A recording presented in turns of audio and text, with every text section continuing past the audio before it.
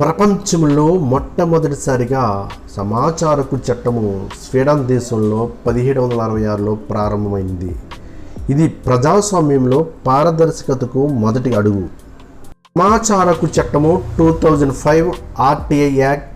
సమాచార చట్టము అనేది ప్రతి భారతీయ పౌరుడికి ప్రభుత్వం దగ్గరున్న సమాచారాన్ని అడగడానికి ఇచ్చిన చట్టబద్ధమైన హక్కు.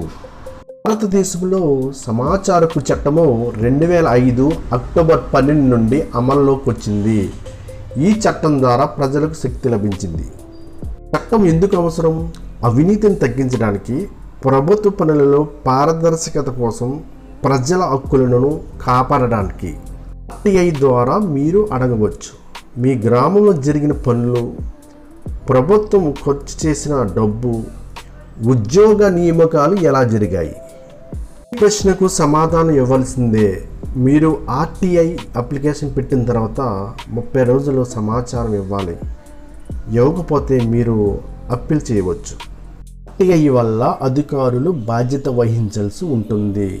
సమాచారం ఇవ్వకపోతే జరిమానా కూడా విధించబడుతుంది. ఆర్టీఐ అనేది సాధారణ పౌరుడి చేతిలో ఒక శక్తివంతమైన ఆయుధం.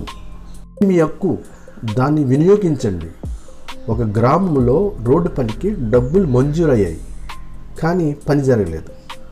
ఆర్టీఐ వెయ్యండి, నిజం బయటపడుతుంది. తెలిసినవాడు బలవంతుడు, తెలియనివాడు బలహీనుడు. ఆర్టీఐ తెలుసుకోవడం మీ బాధ్యత. ఈ వీడియో నచ్చితే లైక్ చేయండి, షేర్ చేయండి, మరింత మందికి తెలుసుకునేలా చేయండి. ప్రశ్నించే హక్కు ఉన్నప్పుడు మౌనం వహించడం మన హక్కును కోల్పోవడం.